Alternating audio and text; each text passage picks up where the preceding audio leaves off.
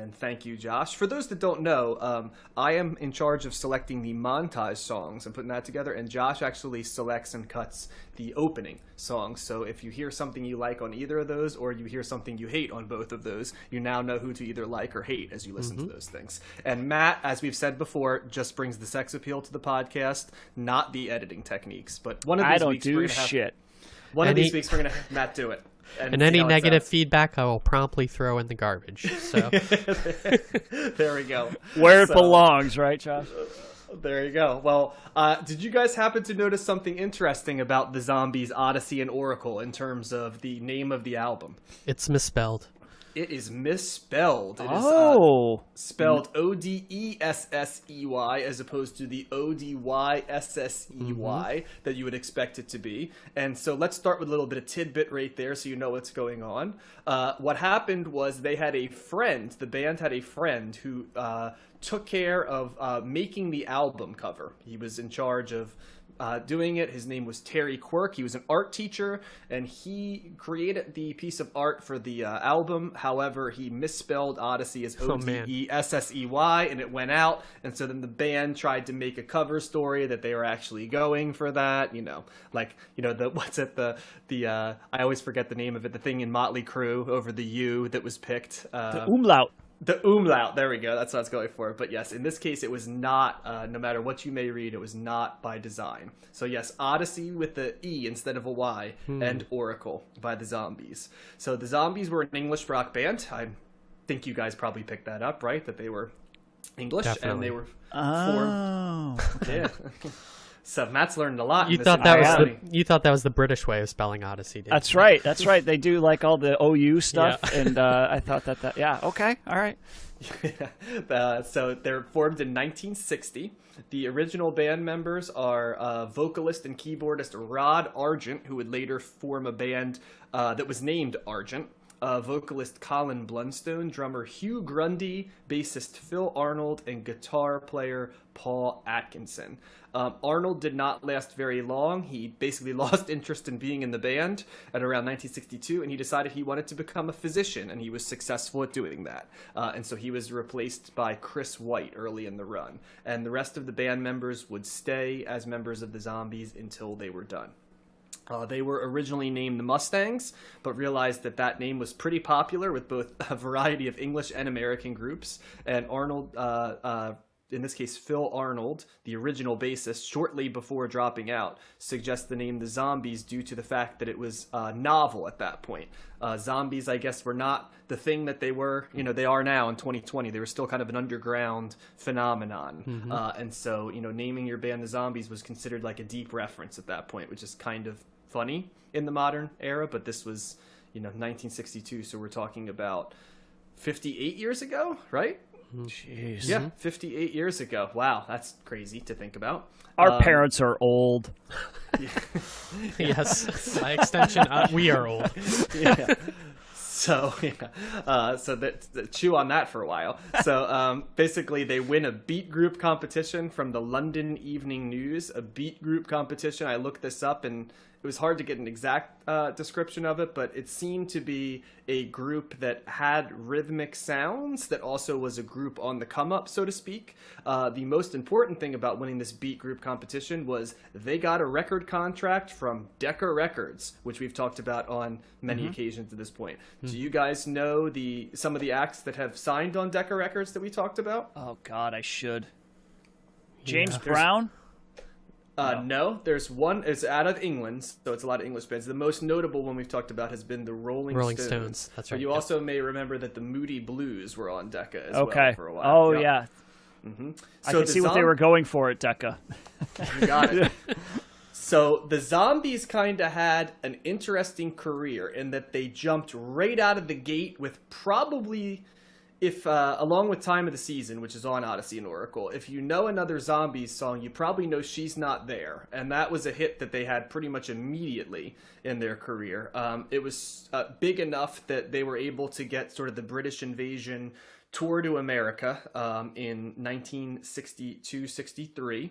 and they toured America and did reasonably well, and toured off of that for a while. But the story of the Zombies is they had a couple hits, but they were spaced inconsistently and not normally with when they released albums. So the Zombies kind of always were a group that did not sell super well, even though they were well regarded by critics and the fans that they had. So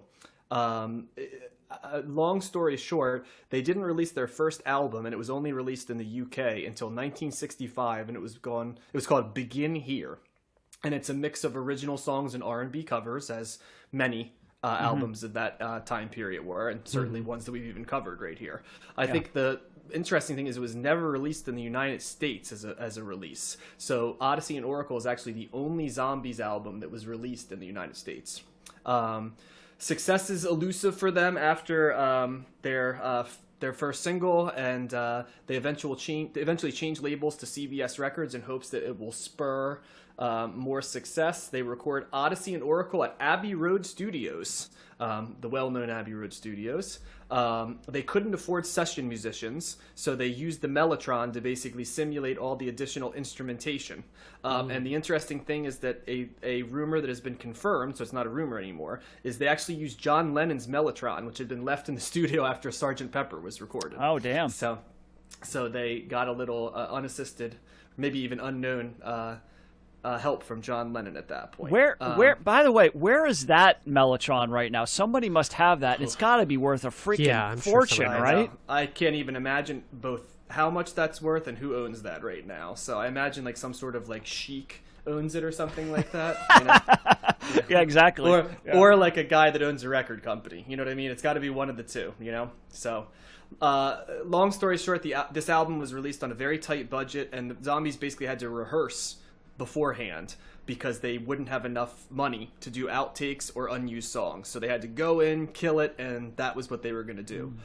They originally only made the album in mono because of that, but the record label told them they needed a studio version as well, so Argent and White actually had to pay out of pocket for the mix, which at that time, doing a studio version of an album was a pretty significant prohibitive cost. And you mean stereo?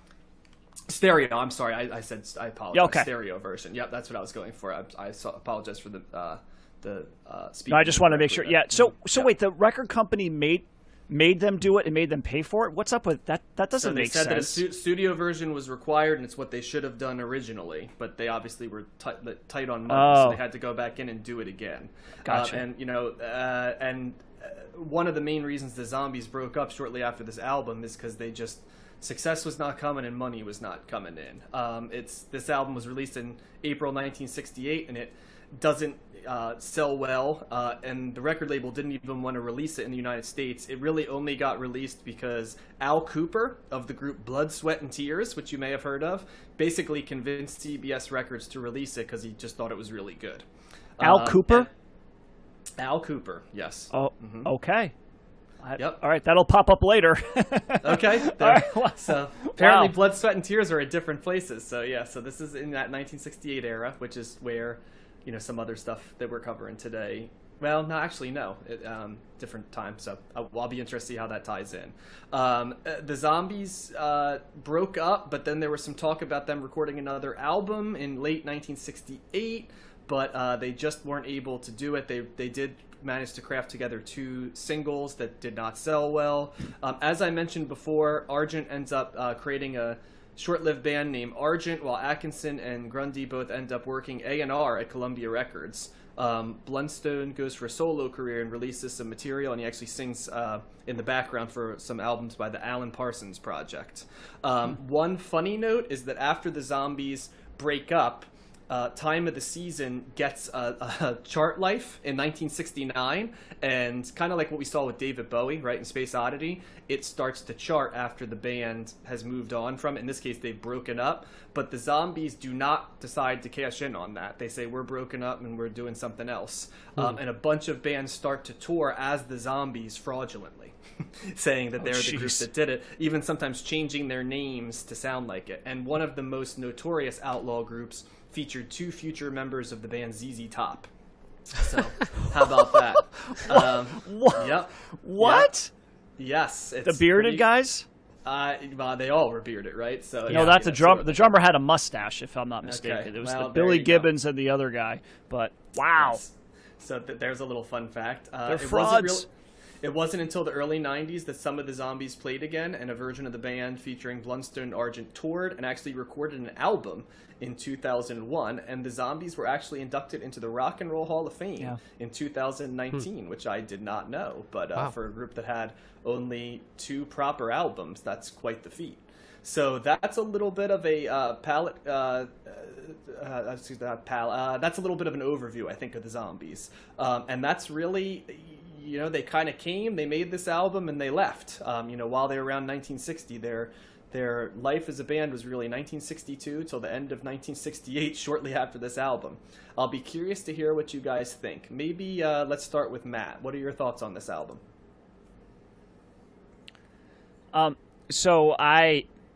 How have I not heard this album up until now? This was fantastic. Mm-hmm. Oh my God, this is so good.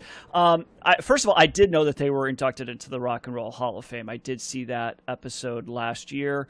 And yeah, I don't remember a whole lot from it, so that's why extra reason why I'm a little perplexed, because it seems like this is totally up my alley, right? This is excellent songwriting, pop music.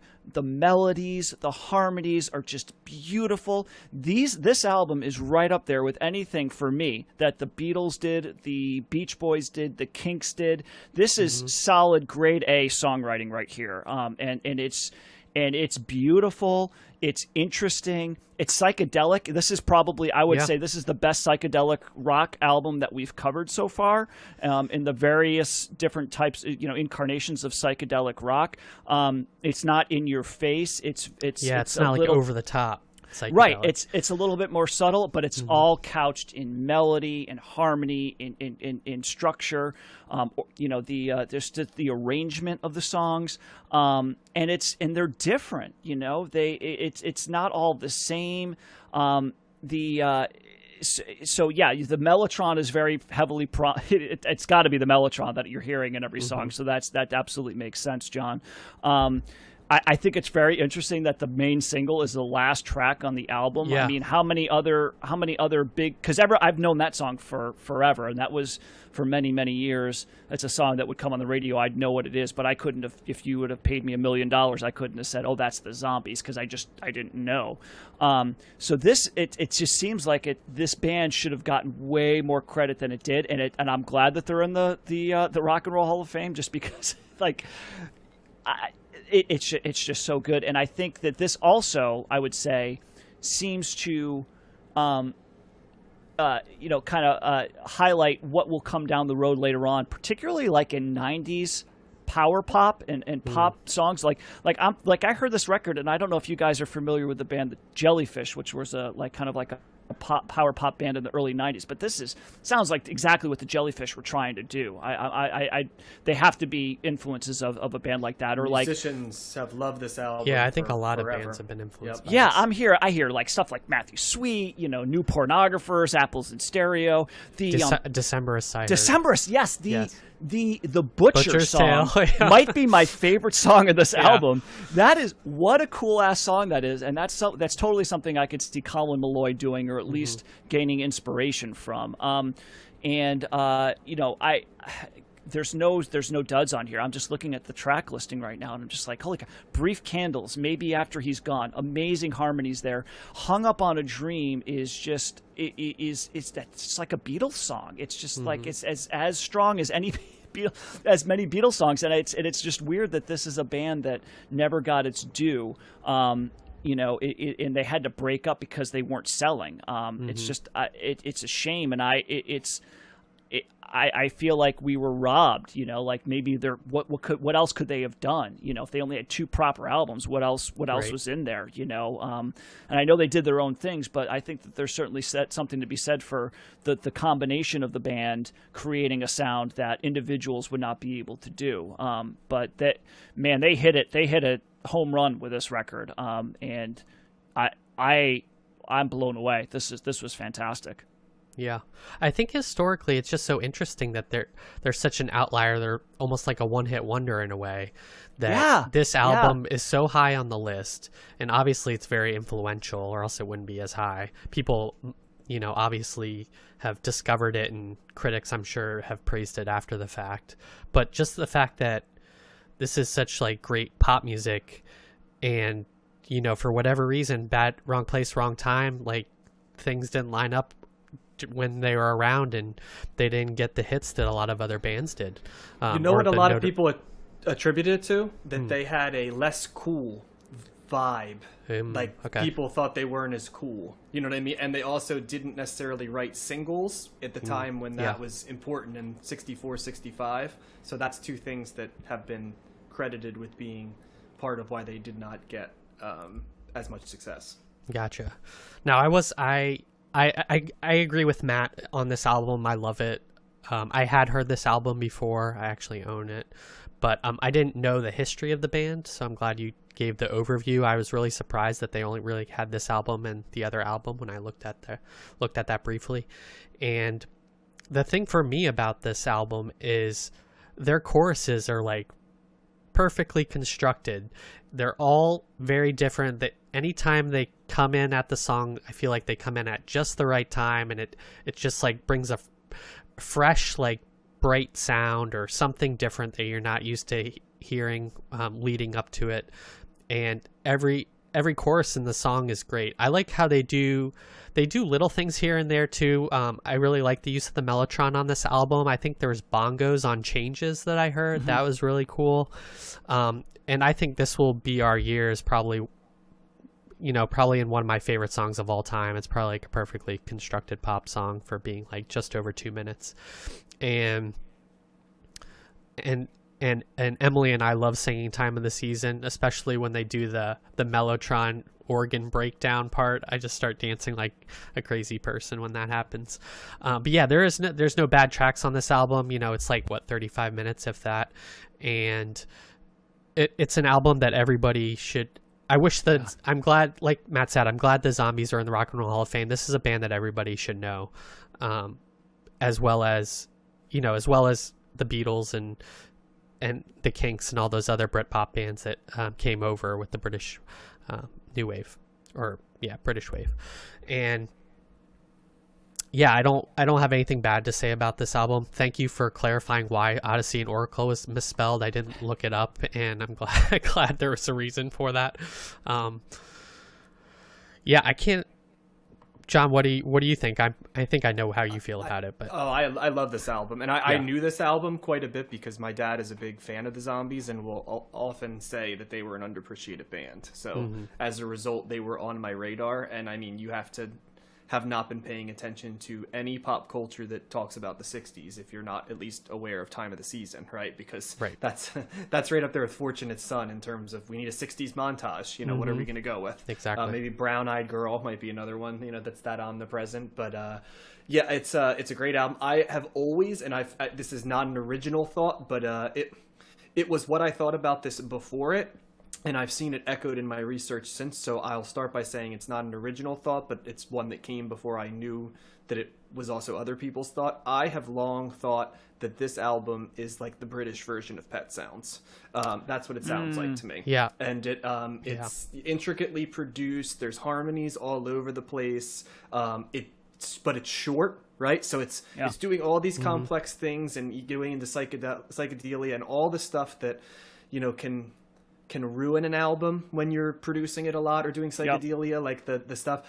Somehow, remarkably, it manages to stay at 35 minutes with not a track longer than 3 minutes and 56 seconds, and yet have so much going on in it. As has been mentioned multiple times, the harmonies are fantastic and sung differently. Almost, in some ways, I'll give you another comparison I always think of. They kind of, as a band, do a lot of the things that like the Righteous Brothers do in terms of harmonies. Maybe not quite that intense, but I've always thought that this sounds like if the Righteous Brothers, you know, created a band, it would be the Zombies, right? Wow. So that one I haven't heard anywhere else, but that kind of struck me before. But so that should give you an idea in terms of the lush, compositions. The Mellotron does make it feel like a a weightier album because it does simulate what you would get from, and that's what they were going for, from studio musicians.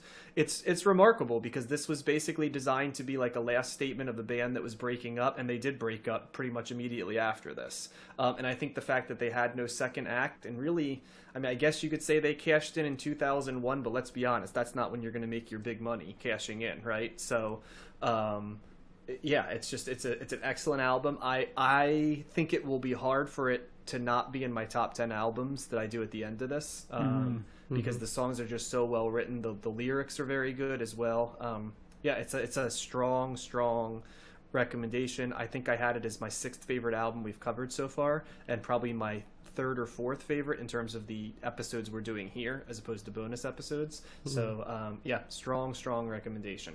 Yeah, the lyrics got me too. Like Care of Self 44, I thought was funny because it was like a couple listens before I really like, all right, now I'm going to listen to lyrics, and like that you realize that he's excited to see somebody again. I can't wait to see you, and like when you get out of your prison cell. And I was like, oh, that's different, right? You know, like, well, how did this person get in the prison cell? You know, like, is this his lover? Is this his, you know, his brother? Like, what, you know? So, it's just.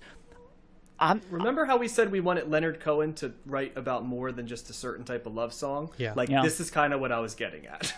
Like, a variety of different subjects with some really well-constructed, clear love songs as well. That's lyrically, Yeah, even a song like Friends of Mine, which is like he's happy for other people's relationships, and he just starts naming people.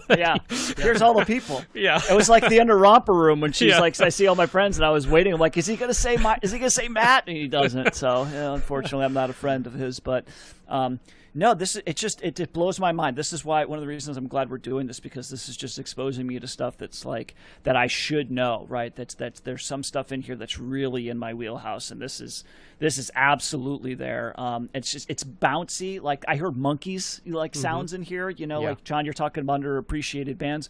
Oh, John. Would you say that your dad or you would feel that this is a more underappreciated band than the Monkeys? I think he would say, this is. I mean, like, I think Monkeys. Yeah, and it's also. I think the Zombies had always had more artistic credibility, so to speak, but I think both of them, like, you know, don't kind of get the due they get because they get lost in that barrage of who's.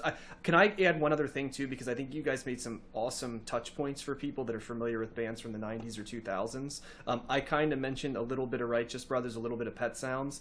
If you like the Mamas and the Papas, you'd really like this album. I'm trying to think of other 60s touch points that if you're not familiar with it, but the same kind of idea of stuff. And you know who else I get out of this a little bit? You have to dig a little bit deeper, but the Stevie Nicks era of Fleetwood Mac owes a little bit to this as well. And you know, they in track number 8, they probably wrote the most tasteful song about boning I've ever heard. I Want Her, She Wants Me. It's a beautiful song, but it's probably the politest sex song I've ever read. It's a very bouncy song too. It is upbeat. As are a lot of these songs. I mean, that's the thing. Yeah. It's just all very catchy. There's a couple of more somber, like I don't want to say sadder songs, but like to have that undertone, that was those minor key songs, like Butcher's Tale is certainly there. Beechwood Park has got a little bit of that tone, but the overwhelming majority of the stuff is very upbeat. It's bouncy is a great way to say it. It's just this, and the piano. It's just the way that just kind of comes to the forefront. I'm telling you, there's stuff that this is like. I don't know if it just went dormant for a while. I mean, maybe I'm missing some 70s artists that really try to do this. I mean, maybe Big Star to an extent. Like, I don't know if we're ever going to cover them, but like... Yeah, that's a great comparison. But that's another band that was very ahead of its time, that kind of, you know, went in a direction that future bands, even today, really, you know, try to emulate. So this is fantastic. I don't know if I've been as excited or surprised by a record as much since The Prettiest Things as I have been with this. This is, praise. This is so good. Yeah, I think my final point is that John hit around the head. One of the first notes I made, it's like a combination of the Beach Boys and the Kinks for me. Like the harmonizing of the Beach Boys with kind of the songwriting and kind of British sound of the Kinks. Yeah, and definitely British. Yeah, that's kind of why this really speaks to me. Absolutely. So it sounds like strongest recommendation across the board from all of us. Is that a fair summary? Yes, and definitely. I gotta say too, John, I'm jealous, man. Like your dad seemed to have like exposed you to some really cool. Like I love my dad. He's one of the greatest people I know. But god damn, he didn't really introduce me to that. He likes some trash too. Don't get me wrong, but yeah. Yeah. But He's pointing me in something, the right you know, direction. something. Yeah. But anyway. Yep. Nice. You might reserve your judgment if you had to listen to Emerson, Lake and Palmer as much as I had to this holiday season while I was in their holiday songs. So.